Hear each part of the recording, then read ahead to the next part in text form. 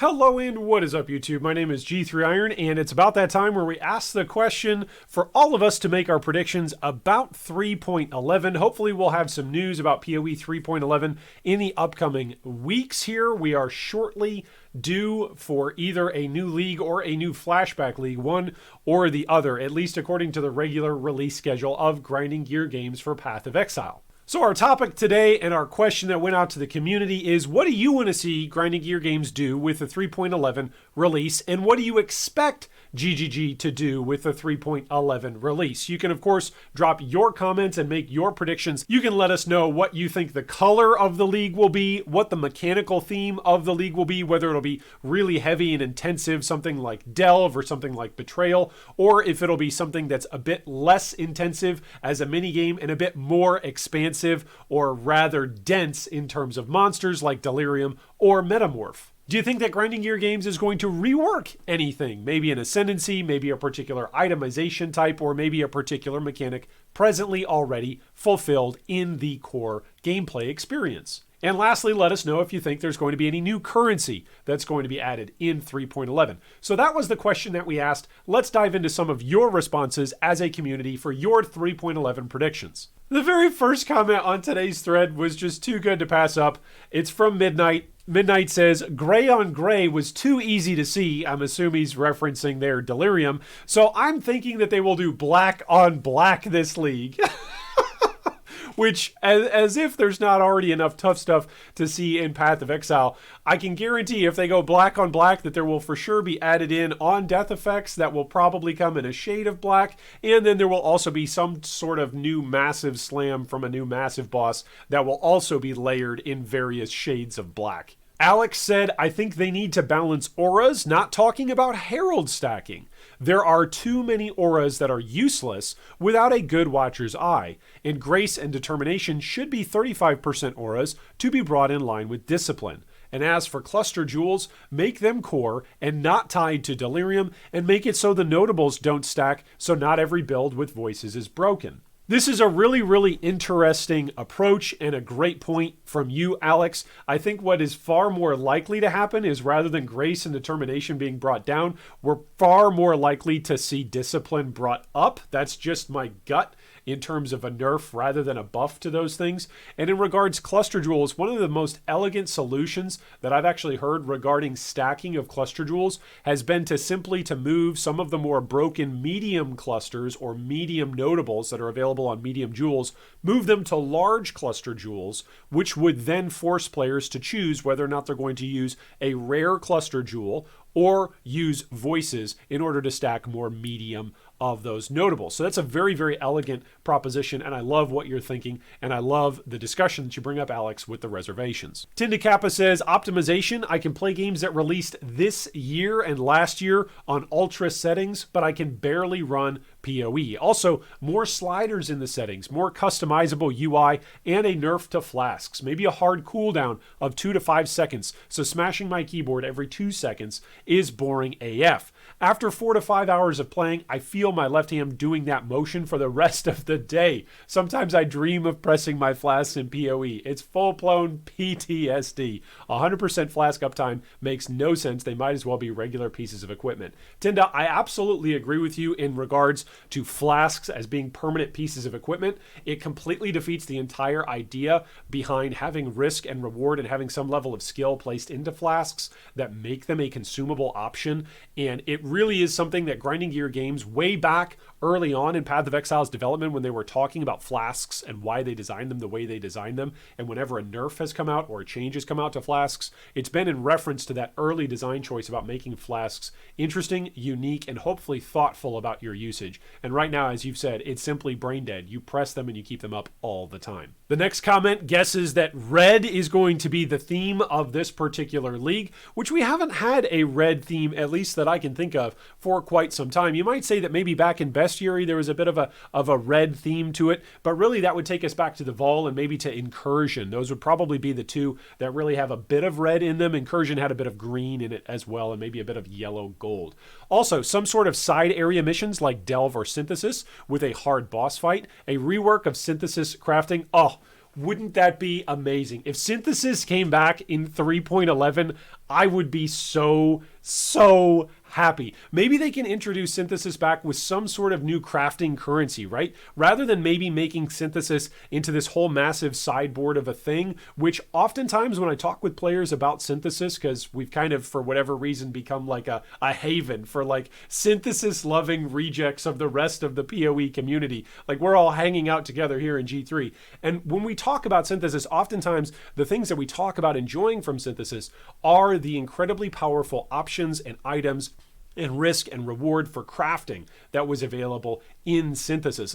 Many players don't necessarily even remember that there was the whole shuffleboard, Carcassonne style aspect minigame of synthesis. Some players still do, but the vast majority of players who I speak with on a regular basis in the community that still plays Path of Exile reference synthesis in terms of its crafting. It'd be amazing if we could have like a synthesized orb that would add some sort of synthesized implicit onto an item that you could then take to the synthesizer. Anyway, there's lots of different ways that synthesis could come back, and I personally would be in favor of whatever ways it can come back, bring it back. Falgons says, I don't know what the color's going to be, but I guarantee you Reddit will go wild about being X color on top of X color. Yeah, I mean, that's true. To quote the great Tarkat, like, water is wet, Reddit is angry. That's just the way how it's going to be. P.S. If you want to have just a more enjoyable League experience in general or life experience, just avoid Reddit and you'll have a better day. NY Run says, rework, buff, or do something with melee skills. Everyone plays Cyclone because it's the best for clear and it's the best for single target. Here's the thing about Cyclone. Not only is Cyclone the best, or maybe the most attractive, the most smooth style of skill for melee, it's also the best for proccing cast while channeling. It's also the best for proccing various minion defensive skills. It's also the best for proccing cast on crit. It's also the best if you just want to have a movement ability and be immune to stuns. Like there's so much about Cyclone that just makes it a top tier option and makes other options in the same categories for each of those different options that we just listed pale in comparison. It really is interesting. And I think we're getting to the point now where I've got to scratch my head and wonder, why was it that any particular skill survives for a period of time and other skills don't? Like it was only one league and really 1.5 leagues if you want to consider the Legacy Flashback League. But it was really just one league during Synthesis League that Winter Orb kind of took over the meta. And then of course during that Flashback Legacy League. Same thing can be said for like Mirage Archer. Has anybody really been playing many bow builds? There are bow builds out there, but bow builds have not been meta, and even especially increased item quantity farming has not been meta since Mirage Archer got hit, and then of course since the newest expansion has hit, where monster defenses have been raised significantly. So it's a lot tougher for players to individually play with Magic Find gear on. So I think in this regard, you might be right. It actually might be time for a melee rework of some kind, but I fear that may come in just smacking Cyclone and maybe trying to break it. Then again, Cyclone is a fan favorite, and so maybe it survives simply because of that. Kakatron says, I just hope Cluster Jewels aren't going core. I think they will, though. Also, I hope for a crafting league. I also hope for a crafting league, and I hate to tell you, Kakatron, almost every league goes core. That's the general principle. And in terms of design perspective, Grinding Gear Games has said over the last 2 years that when they are designing a league, they intend for it to go core. That's their intention. And so the only times that things don't go core are when there is such a massive backlash that it can't go core, with Synthesis, of course, being the latest and greatest example of that. Spencer says, whatever it is, I hope they don't remove Cluster Jewels for a league to work on them. They bring too much to the game, even though they're broken. This is the opposite end of that particular coin. One part of the player base hopes that Cluster Jewels are removed because they're simply too powerful, and others of us in the community hope that Cluster Jewels stick around because there's a whole bunch of different combinations that are available that haven't really even been messed around with or touched. We touched on some of them here, just messing around with curse effectiveness, not in order to make a great build, because curse effectiveness, as so many people have pointed out ad nauseum, isn't necessarily the best way to scale up an individual build, and your DPS suffers. That's not what we're talking about. What we're talking about as we talk about cluster jewels and their availability for creating builds that were previously unattainable is in the reality of stacking all of these different medium cluster jewels that previously haven't been in the game. And so maybe builds that previously weren't that strong could actually use a power boost with all of the new defenses that monsters have gotten. And maybe some builds that have gone by the wayside from previous leagues could actually be resurrected thanks to cluster jewels. But who knows? We'll see what they do. Then up says, what I want, a league that's light on new content, maybe a rework of an earlier one and focused on improving performance and adding some more quality of life. What I expect though is one more laggy mechanic, a new splinter type, and a new NPC to sit in the corner of my hideout.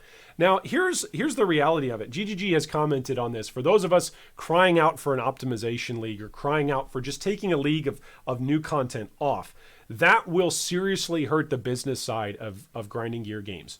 So part of the reason why new content comes out is because that's the business side of things, and that's what GGG literally needs in order to survive on a regular basis, in order to be able to continue to grow the company and grow the game, so that way we've got something to play that's enjoyable and that does get optimized and reworked over time. On the topic of a rework of a previous league, I wanted to hear any of your thoughts on Incursion and on the way how Incursion feels, because 3.10 was actually a mini rework to some of the things that were going on with Incursion. So it's quite interesting to see that GGG is open and willing to listen to feedback about previous leagues and how they're going to interact with current leagues. Delirium was the first time that we really saw a major new mechanic get added into the game that also interacted with other previous mechanics and modified them in some way. I think what that is signaling to us as players is that POE and grinding gear games heading into POE 2, or otherwise known as 4.0, is going to see more and more league mechanics treated in this way, where new league mechanics interact with old league mechanics. That is, of course, dependent all on how Grinding Gear Games has liked and enjoyed and perceived player reaction to Delirium and to how it interacts with old previous leagues. But I think this is actually signaling and testing for PoE 2 that we're going to see a lot more new mechanics come out that interact with old mechanics, and that this is essentially a test case or a test tube project on Grinding Gear Games' side to actually see whether or not previous league mechanics that are still in the core game are going to be able to make it in PoE 2 as new league mechanics are introduced and interact with them. Anderson says, I want less mapping and more crafting. Paul says, more fun abilities and more fun legendaries or uniques. I also hope they buff some of the useless uniques a bit.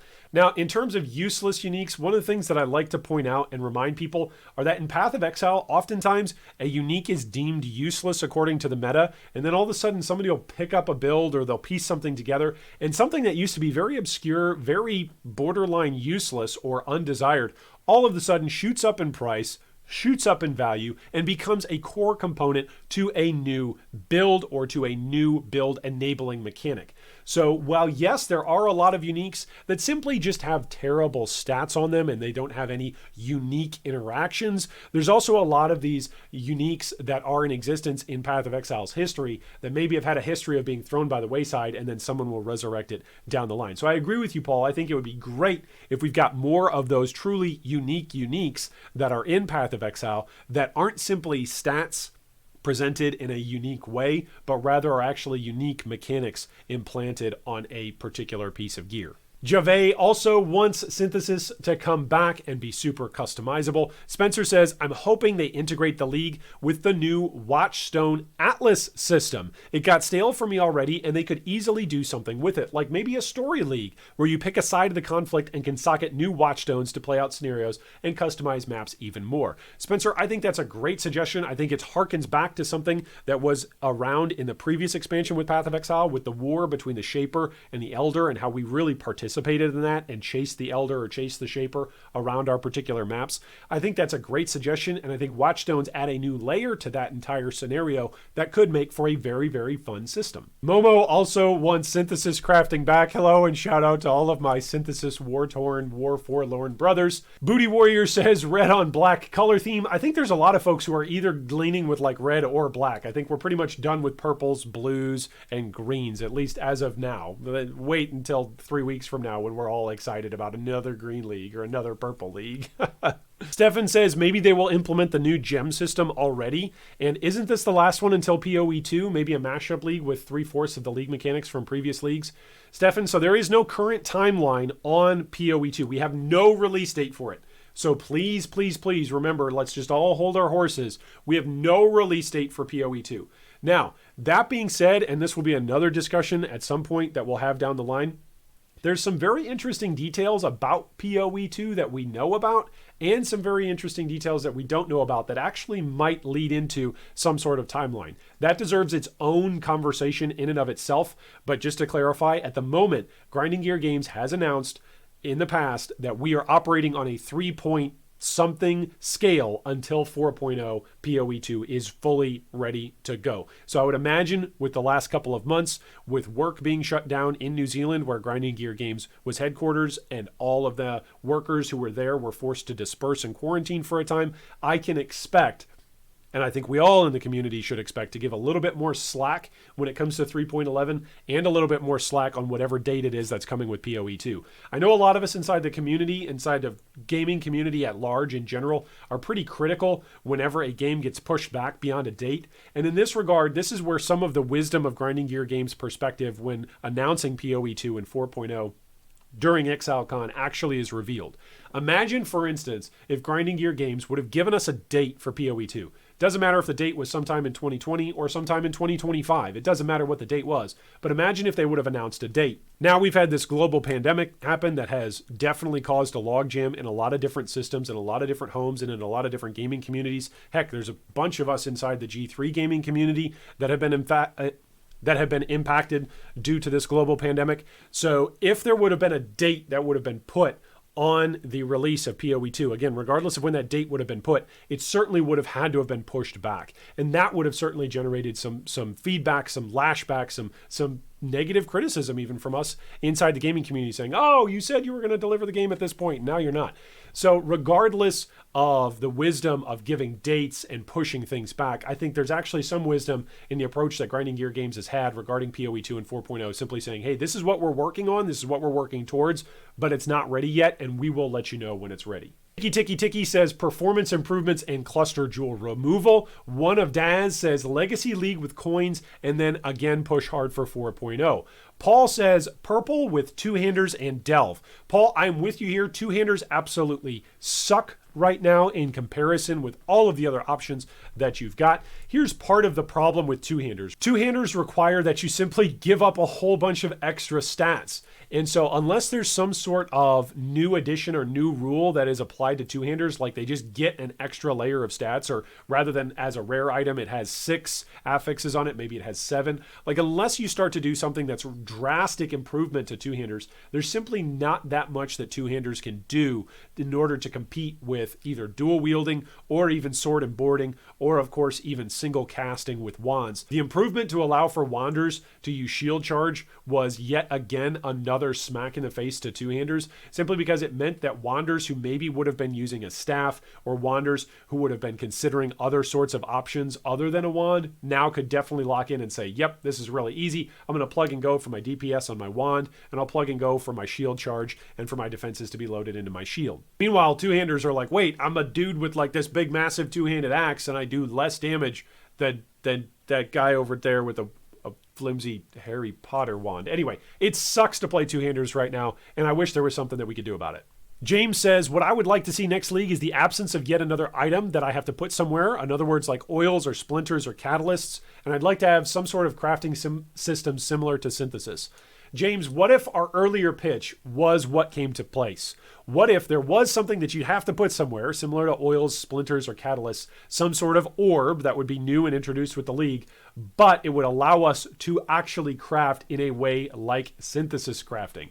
I think, to me, that would be totally worth it. Again, any way that we can bring synthesis back, please do. Comrade Disc says, if POE had ever followed the linear lore instead of what they do and what GGG describe in their recent lore post, I'd expect the exile to travel somewhere to treat the delirium mental illness, or to try to find out more about all that's happening. For example, those searches led to some sacred realm. Events happen, and it turns out that this strange voice is actually us, who was being put through an inhuman condition, broke out free, and used its knowledge and abilities to forge its former self for the events to come. As for colors, everything around white and gold, that's the first time that we've heard something that's like not purple, red, or black.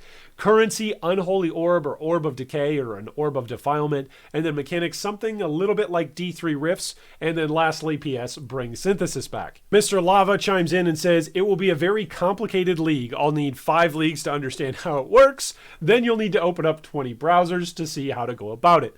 Then you'll need to go to university and study for at least 4 years to make it work properly. Then after a streamer will come and tell you all you were doing was wrong. It'll be a lot of fun. As for color, I'll go with violet, some creepy, scary theme, and with lots of gore effects. Near Tilt says, self-cast league, please? Which is kind of interesting because we're kind of in the midst of a self-cast league at the moment. I know everybody's playing Guardians, but they're playing those Guardians as a self-cast character, right? So on the one hand, while we might say we want a self-cast league, like we're kind of in the midst of a self-cast league as we presently stand. Raphael wraps it up for us by saying orange as the color and then a boss-oriented league similar to Metamorph, which of course we just had. I think they will remove some currencies, not add them. Maybe a rework of curses, buffs, and auras, and hopefully some new gem system and some more comprehensive organic way to reach 8 Watchstones. Well, thanks so much for joining us for today's discussion, everyone. I would love to read your own predictions down below, so go ahead and make your predictions before we have any news from Grinding Gear Games. That's one of the reasons why I wanted to make this discussion now, was to get all of our predictions out before we have any teasers, any kind of news about 3.11. I wanted to get this out early enough so that way we could all make predictions without having any of our predictions being tainted by actual knowledge or spoilers. So feel free to drop us a comment, make your predictions down below, and as always, I hope today is the day a Mirror of Calandra drops for you. Thanks for watching that video. If you'd like more information on any of our discussion points today, you can see them down below in the video description. If you'd also like to join our Discord or support our Patreon, you can do so with the links down below. Thanks again, and big shout out to all of our Patreon supporters.